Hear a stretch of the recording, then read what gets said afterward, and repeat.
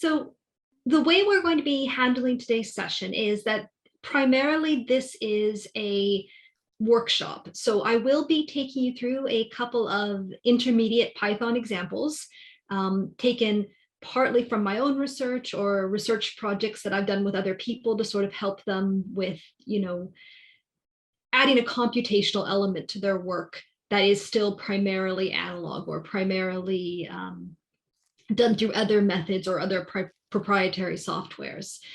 The focus of today's session is to have you ask questions, think about why we're doing things the way we do them and how you might do them differently to adapt them to what you're interested in.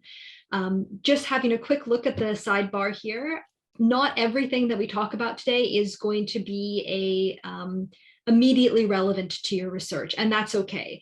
One of the worst things that, in my opinion, you can do when learning or developing your knowledge of a computer language is go online, find somebody who says they're doing something sort of like what you want, and then just cutting and pasting their code wholesale, and then getting frustrated that it doesn't do exactly what you want it to do.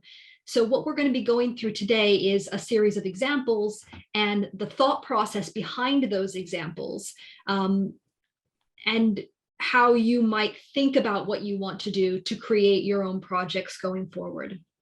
Now, this is listed as an intermediate Python module, but we're not going to go too far down any rabbit holes. By intermediate, I basically just meant that you have done some sort of Python before, you know the basic elements of Python or similar languages. So we're not having to start from absolute scratch. If you came to this module with very little understanding of Python, or you did it a long time ago, please don't worry, I am going to step you through it, but there is going to be a level of assumed knowledge. So if at any point you're like, I have no idea what you're talking about, I don't know what that means, just pop your hand up or stick something in the chat and I will explain that bit in more detail. I don't want to leave anybody behind just because I assumed one element that you may or may not have been frequented with in the past.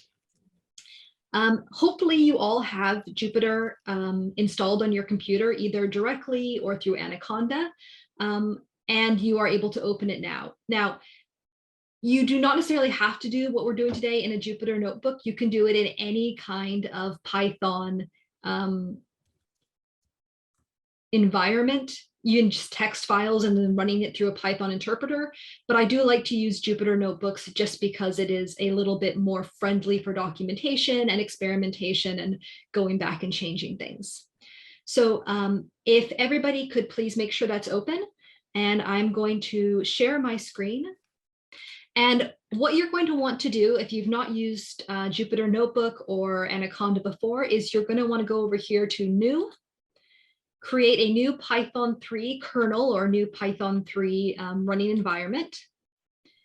And it should look like this. And again, for those who haven't been working with Jupyter before, anything that you type into a box labeled IN is running code. If you want to document, you can turn this to Markdown and just type in text. But generally speaking, we'll just be doing things in code blocks. I would suggest, even though I'll be doing things in separate boxes sometimes, it can be useful just to do everything in one box so that it runs every time you do it and you don't get things lost in variables that you don't know where they are anymore. That will make more sense as we go along. So what we're going to be doing today is in the first half, we're going to be learning the basics of how we put together and how we organize a text document or a series of text documents for some kind of text analysis. And in the second half, we are going to be playing with visualizations of that text in order to create research images. Now, I do want to make kind of a caveat here. There are two types of visualizations that people usually take part in. The first is a illustration or some kind of visualization that they put in their publication in order to sort of demonstrate their final conclusions. That can be really useful, and you can absolutely use anything we talk about here today for that. But what I'm going to talk about here are research visualizations. So you're creating a visualization to help you as a researcher understand the text or the object you're working with. So because of that, it doesn't have to be perfect. It doesn't have to have the sort of photo finish that you would like to have in your publication. It is supposed to be clear and unambiguous so you can make some kind of research understanding of research questions. So if we go over here, the first thing we're going to do is we are going to get some kind of document to work with. Now, you may have a document on your own computer screen that you want to use, but for the purposes of today, we're just going to use a Project Gutenberg text.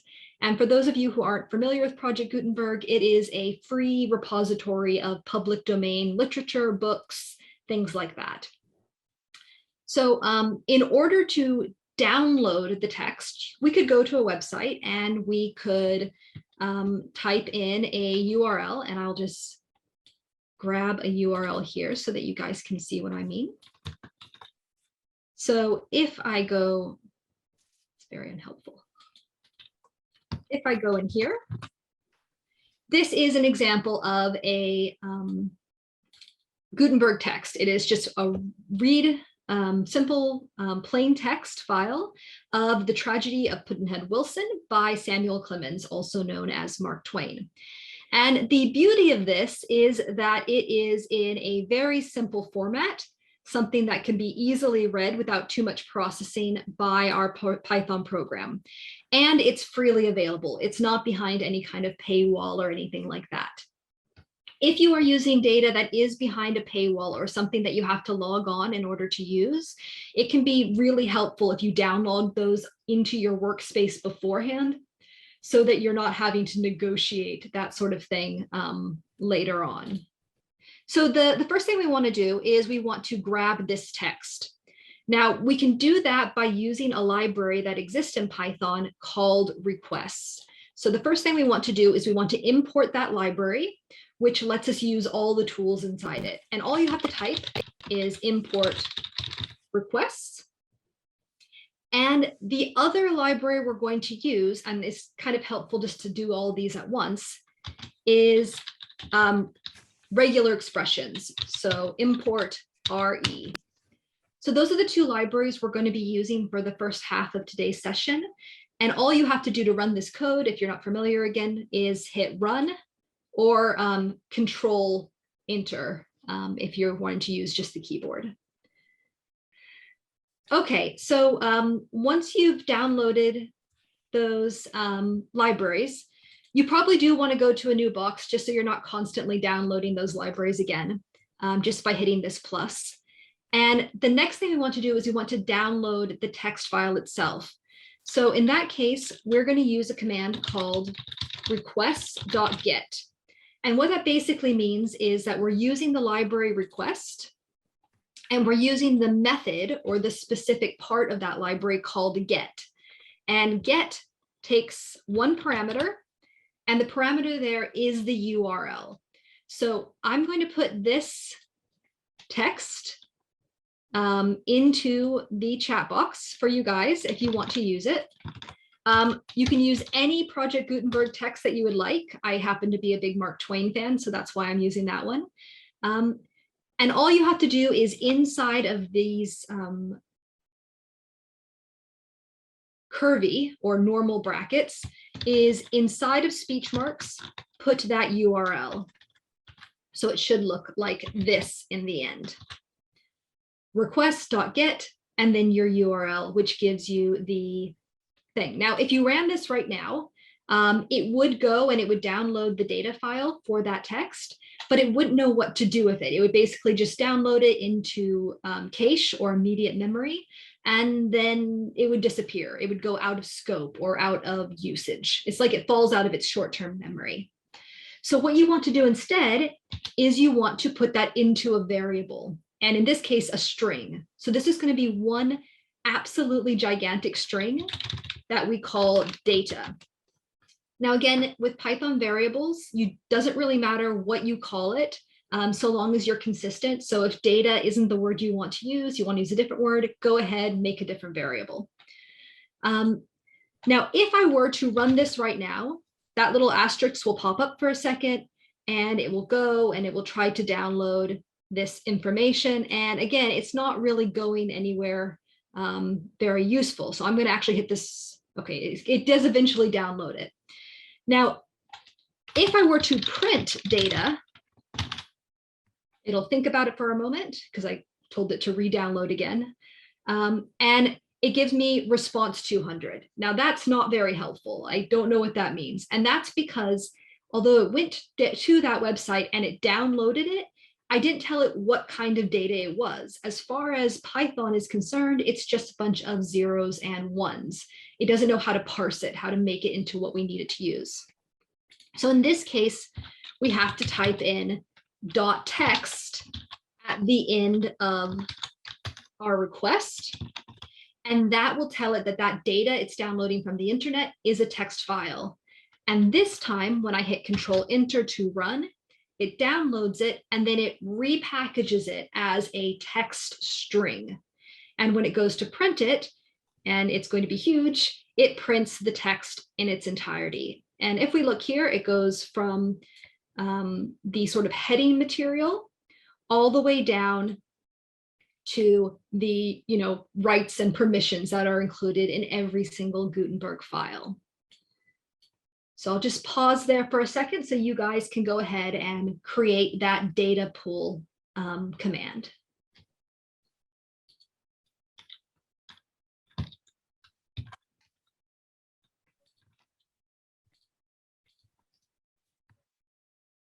And again, please stop me if anyone's having problems, technical or otherwise. Can we use single quotation marks? Absolutely. You can use single quotation marks so long as it's the same on both sides. I'm afraid I'm old school American. I do like to use my double quotation marks.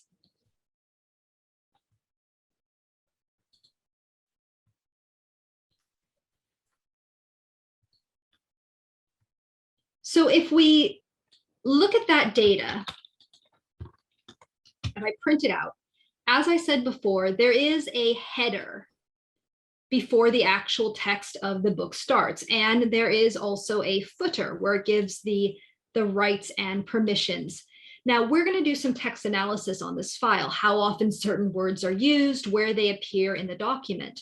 And unfortunately, that header file is really not very helpful because it's adding a whole bunch of data, a whole bunch of text that's actually not part of the item we want to discuss. Now, in some cases, if you have a single document or a pre-curated set of documents, like a corpus, you'll have cleaned up all this data already. But let's say I wanted to run my eventual program I'm going to run on all the books in Project Gutenberg. I'm going to do it through hundreds and hundreds of different texts.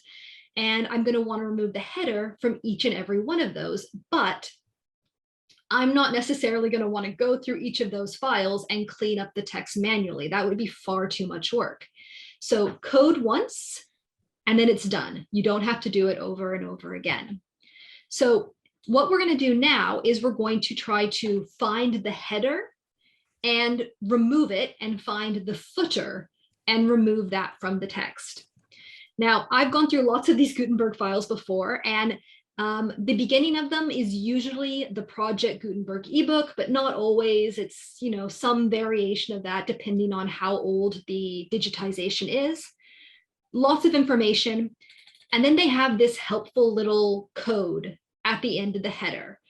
Start of the Project Gutenberg ebook, and then the title, and then 3 asterisks. This is something that's consistent through almost all of the different Gutenberg books. So what I want to do is I want to say, where is a header file? Where does this header file start? And the way I do that is I use the method of find. Now you can use the find method on any string, and data, that text, is just one giant string with lots of line breaks in it. So I want to use the find method to find something that I can point to as, this is where the header definitely stops. This is where the book begins. Now I could do this whole line, but it has the title of the book in it. And so that's not going to be the same for every single ebook I use. But this part is start of this Project Gutenberg ebook with the 3 asterisks. So if I copy that,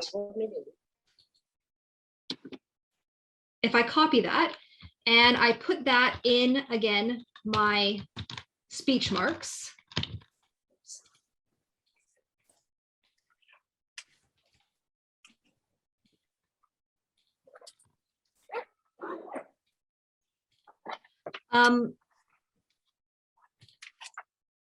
if I put that in my speech marks, what it will allow me to do basically is it will look through the entire data string and it will find the first instance. So just the first time. So if it's in there like 17 times, it doesn't know that. It just gets the first time it sees it and then stops.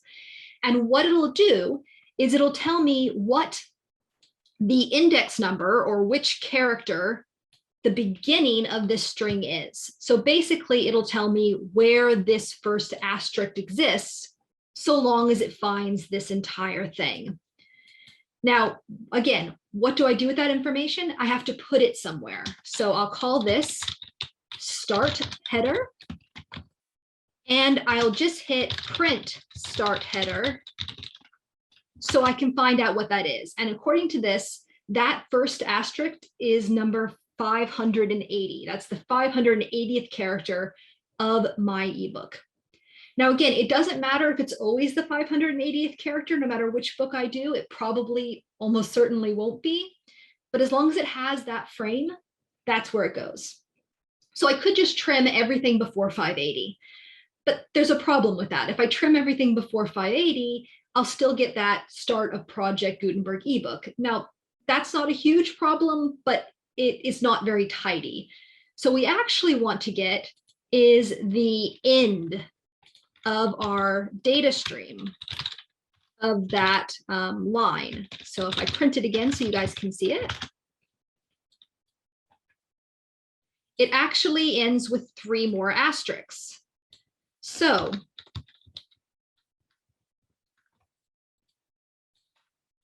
I want the end, the actual end of my header, where I want it to trim from, to be data find. I want to look for those second 3 asterisks. But how do I find those? Well, it's just going to go and find the first 3 asterisks again if I do this, and that's not going to be very helpful. So what you can do is you can add a comma, and then you can tell it where to start. So I don't want you to start at 0. I don't want you to start at the beginning. I actually want you to start here. Start header plus 3. So why did I do plus 3?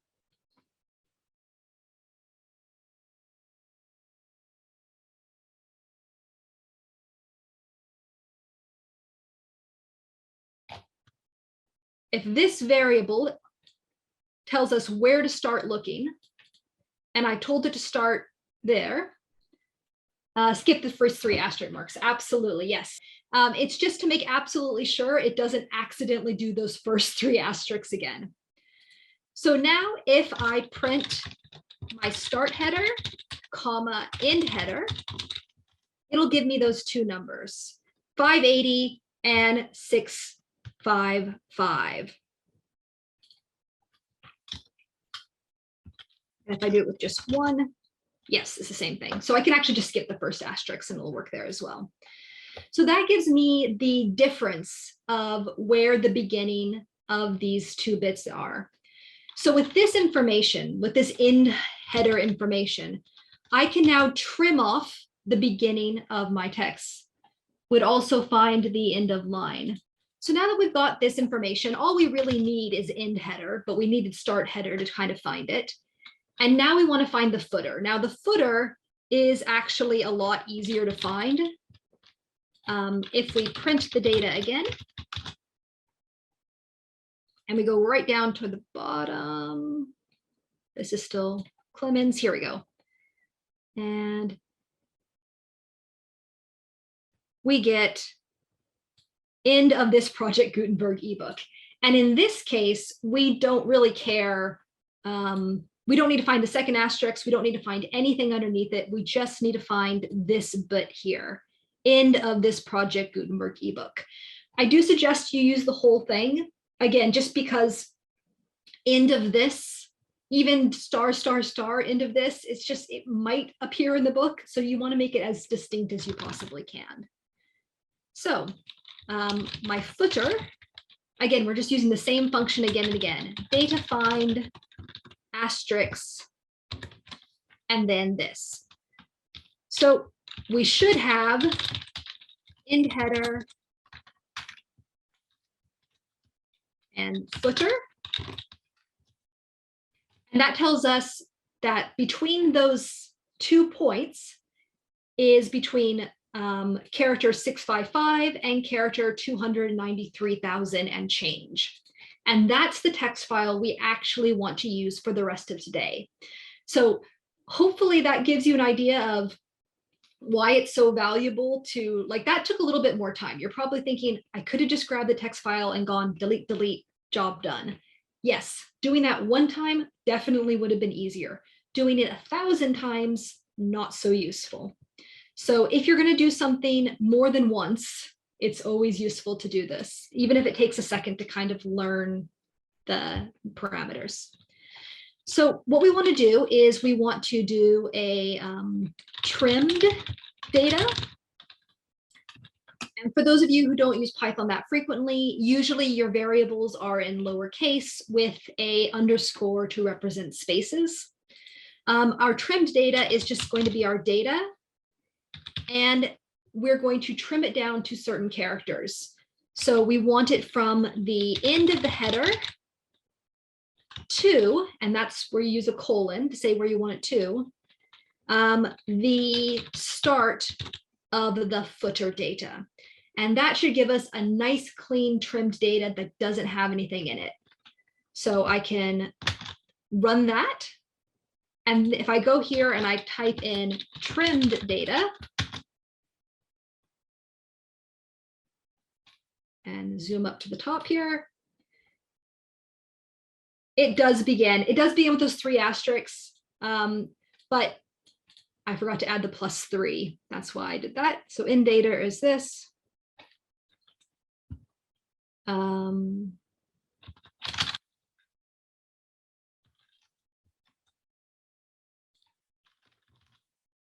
Okay.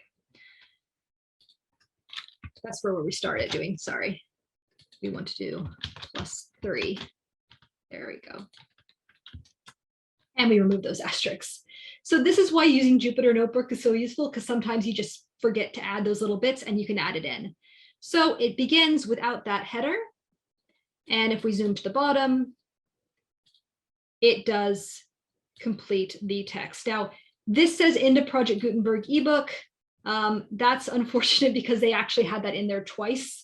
But it's just an artifact of this particular text file, and it took out the majority of the footer file. And you can always refine this with whatever corpus you're using to make it work better and better.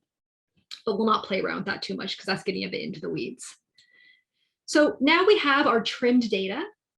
For those of you who are corpus linguists or were in my previous course, what's the next thing we probably want to do with the data before we do any kind of analysis on it? Especially if we're going to go for things like word counts or frequency of words, rather.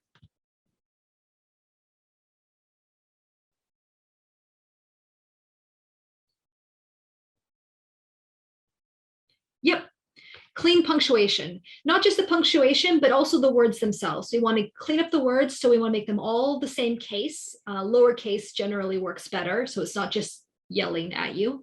And we want to get rid of all the punctuation. So we don't end up with, for example, the word Wilson and the word Wilson would be counted as two different words because they have that punctuation mark. We want to just get rid of all that end punctuation. But we don't want to turn Wilsons into Wilsons because those are different words. So we have to be a little bit clever about how we remove punctuation. So that's where regular expressions comes in. And that's why we downloaded that regular expression library at the beginning. So what we're going to do is we're going to make a new variable where we're going to put in our data, and we're just going to call it improved data, or however you want to do it. And the first thing we want to do with that, is that we want to remove the punctuation. So the way you remove punctuation with a regular expression is you basically find and replace the same instance of anything over and over again in that data. So the method for doing that is RE, which is the library, and then sub, which is short for substitution. And again, in those curled brackets, or sorry, those rounded brackets, you put in 3 bits of information. You put in the regular expression,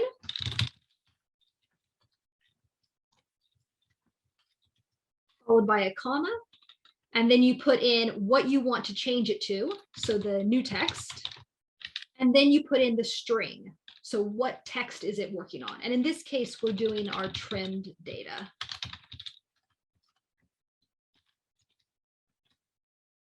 So the new text that we want to replace it with is literally just 2 speech marks, or double speech marks. It doesn't really matter which you do. And that basically just means delete whatever we find. So the regular expression we have to create is a little bit more complicated. Now, there are huge resources online for how to craft regular expressions. This is just a really simple standard one, but you can search online, Google, wherever you like, and make really complicated ones to clean your data however you want to. Today, however, we're just going to do a very simple one. And what that is first you put it into speech marks. Everything has to be inside the speech marks. And within that, we're going to create square brackets. Now, the square brackets basically say any of the above, anything that's inside these square brackets. So we can put lots of different things. So if I put A, B, C, D, E, it'll look for A, it'll look for B, it'll look for C, anything or inside those square brackets, it will look for. But instead, we're going to use \W, which is any word, any kind of thing that is surrounded by spaces. And we're going to put this little hat or caret, which is usually above your number 6 key. And that means, sorry, here inside the quotation marks. Sorry, inside the brackets. And that means not. So anything that is not a word. And the other thing is \S, which is white space. Now, white space doesn't just mean a single space. It means a space, a tab, 17 spaces next to each other, anything like that.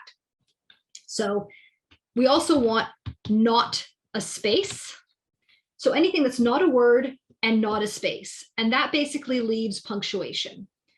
We could just fill this in with all the punctuation marks we want to remove, but that's very ham-fisted and you'll probably forget one. I always do. The other thing we want to do is we want to add this asterisk. And what that asterisk really means is 0 or more times. So it doesn't matter if it's 1 space or 16 spaces or 1 word or 15 words. It's going to look at them and say, yep, that's fine. It's really just looking to find that punctuation. The other thing that we're looking for is the fact that the punctuation is at the end of the word, the end of the string. And this counts for like lone punctuation as well. So if it's got spaces on either side of it. So this little $sign here that we're going to put after the asterisk, but before the speech mark, that basically says end of string, end of unit. And basically that means it'll get rid of a full stop at the end of a word, but not an apostrophe mark inside of a contraction. Now, all of this really applies to English language texts. If you're doing something in French or German or Japanese or any other language, there will be different ways to construct your regular expression that will work for your language. There are also libraries for corpus linguistics, specifically computational linguistics, that do natural language processing that will automatically do, for example, French, where it has lots of apostrophes in very specific places. It will help you with those. But for today, we're just going to do simple English sort of marks. So this line here will basically go through the entire text, and it will allow it to have all of the rogue punctuation or end of sentence punctuation removed. And I just run that to make sure there are no errors. And yes, it does seem to have worked. And the next thing that you're going to want to do is to take that improved data and make it lowercase. And that way a capital Wilson and a lowercase Wilson will be considered the same word. That's important for today's task. Sometimes you really do want to know the difference between a capital and a lowercase of a word, and you don't want to change that. But for today, we're going to. And I'll call this lowercase data.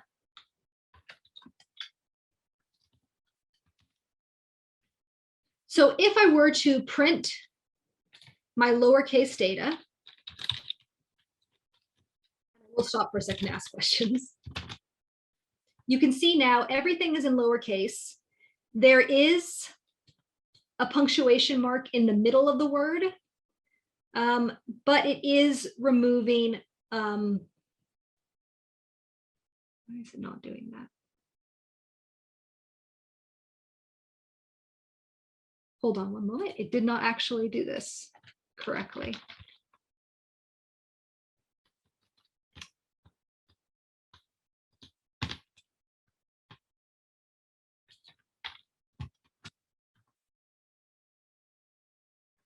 Okay, so because the format of this text, it was not doing this earlier, I'm not sure why. It doesn't like the end of character because of the way it's coded. So just go ahead and take that $sign out. We will lose the contractions for today, but when we go to the break, I'll figure out why it did that and I'll fix it for us. So we now have lowercase data with all of the punctuation taken out. But we do still have all of our letters, all of our words are still going strong. Okay. So the next thing that we want to do is we simply want to lemmatize this, which basically, or tokenize this, and just turn it into a bag of words. So it's not one long string, it is a giant list of words. And hopefully you already know what a list is. And we're just going to take our lowercase data and we are going to split it and we're going to make this my words. And in the end, that gives us a very nice list of words. So if I print, and I'll just print the first couple so it's not all of them. First 50 words in my list. I have my list of words. So this is what we're going to be dealing with for the rest of today, is this list of words. And what we're going to want to do is we're going to want to create some kind of index. Now, if we think about a book and you look at the back of the index, it tells you where a concept or a named person or a named entity appears within that book. It's on page 4, it's on page 7. We want to do basically the same thing except for the individual word numbers within our document. So I want to know that produced is word 0. It might also be word 462. It might also be word 3,487.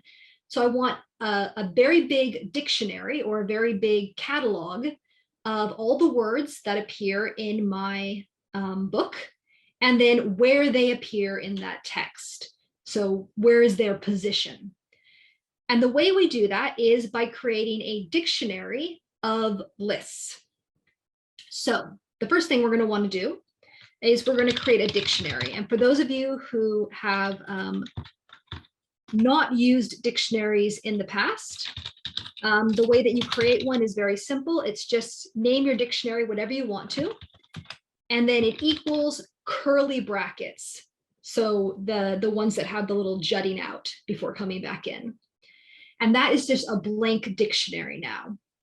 We also, for the purposes of this, we're going to need an iterator. We're going to need a number that actually counts what word we're on as we go along. You don't have to do it this way. There are other ways to do it, but just to sort of remind you how to use an iterator for a loop, we're going to use one today. So we're going to call our iterator I. And because we are humans rather than computers, we're going to start on 1 rather than 0. It doesn't really matter, but again, you can start on whatever number you want. So the next thing we're going to do is we're going to go through and we're going to create a dictionary that looks a certain way. And I'm going to just draw you kind of a picture of what I want my dictionary to look like so you understand it. What I want it to do is I want it to say my word, followed by a list of all the different places that exist, that word exists, and then the next word. And this might be, word number 2, and so on and so on. And so in order to do this, we need to go through every single word in our My Words. We need to create a dictionary entry for it. And then we need to add a list. And if it has a list already, we need to add a new number to that list. So this is really good practice. I'm just going to write this out in pseudocode. So create a loop. And again, if you use this little hash, it's a comment, so it won't try to run that code. It'll just, be there for you to look at. Create a loop going through each word. Create a dictionary entry for that word.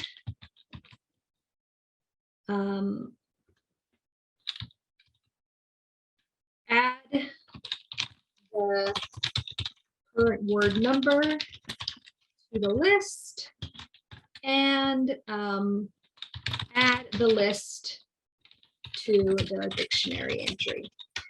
And all I'm doing there is basically giving myself instructions so I know the different steps that I need to do in order to create this bit of code. So the first thing we want to do is a very simple for loop that you're probably all aware of. For word in my words, colon, and then starting the next line indented. So every word that is in that list of words that I created, I want you to do something. And the first thing I want you to do is I want you to save whatever entry is already there. So if it already has like 6 numbers listed to it, I want you to save that somewhere so it doesn't get lost and just overwritten. So index equals dictionary word.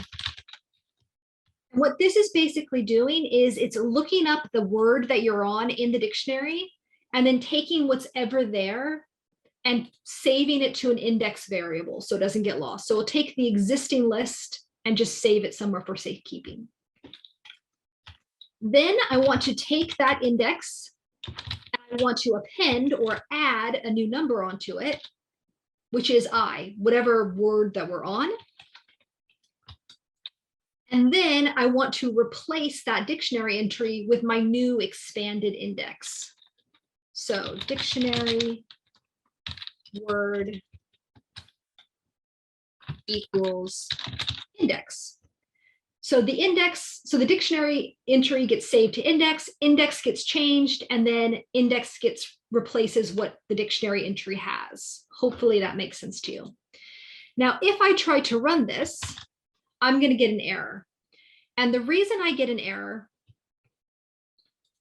well, the first reason I get an error is I forgot my underscore. Okay, now I get a different error. The first error I get is called a key error. And what it says is that it went to this line, look up dictionary word, and it tried to use the word produced, but it couldn't find anything there. There wasn't anything there for it to save. And so it says, nope, there's no entry there. I don't know what to do. Help me. I'm too dumb to go on. So you have to be able to account for this error. So what you do in Python is if you know there's going to be a certain type of error, you can use a function called try. So what you're telling, and you have to make all of this indented a little bit more, is try to do this. Now, if you try to do this and it fails because you got a key error, I want you to do something different. Now, this is not the best way of handling all errors, but if you know you're going to get a specific error like a key error, you can use the try function to sort of prevent it from breaking your program. There are other ways of doing this, but I wanted to sort of explain the try error function so that you guys can practice with it. So it's going to try to do this, but it's going to get a key error. So what can it do instead? Well, instead, it means it doesn't have any kind of list there. If it has a key error, there's no entry. So you can just create a brand new entry and put that one first number in it. So dictionary word equals I. And you want the I to be in square brackets because you want that to be the first item of a list.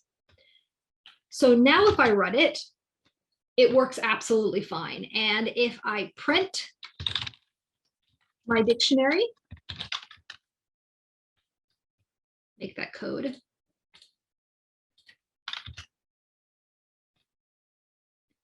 It is sort of working. You can see produced, you can see by, you can see an, but they're all number ones. So what did I forget to do?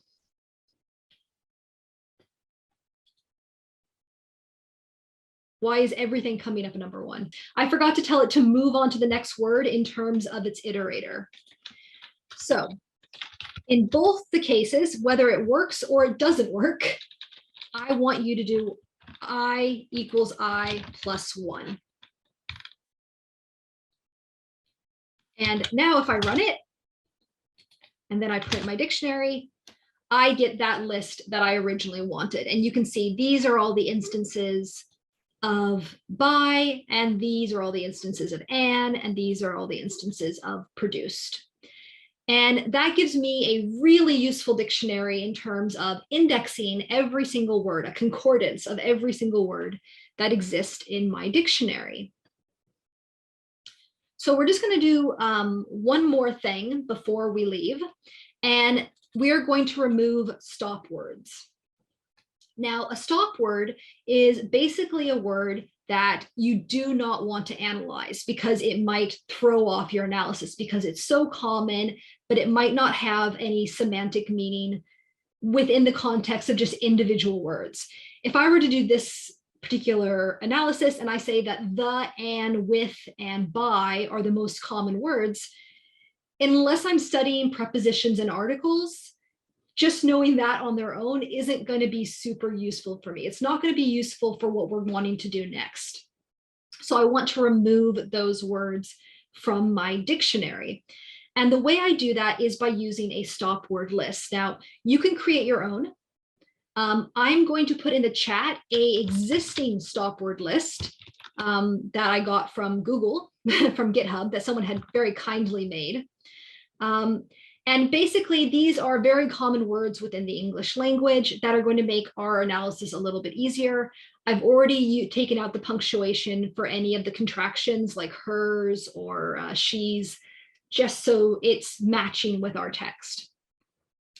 So what we want to do here is we want to add an if statement. So we don't actually want all the words that are in your entire My Words. We just want the ones that aren't stop words. So if word is in, and you just type in, stop, sorry, not in stop. So if it's not in our stop word list, then go ahead and do all of this. Otherwise, just move on to the next word. And we will have to add that stop word list above hand. So just so you guys can see, I've said create a blank dictionary, start on number 1. Here are all the words I don't care about. Go through every word in my word list. If it's not in that stop list, try to create an entry, try to add to its entry. If it doesn't have an entry, create an entry for it, move on to the next word. And if I run that, and then I print it, you can see the word "an," the article "an," has now disappeared from our list, and it's no longer clogging up our dictionary with words that we don't need. So hopefully that was a nice kind of review of where we want to sort of clean up our text for. What we're going to do for the second half of today's session and for pretty much all of tomorrow's session is we're going to be working with a graphical interface called Matplotlib or Mathematics Plotting Library. And that is going to allow us to take this textual data, and now that we've quantified it in some regards, to create a visualization for it.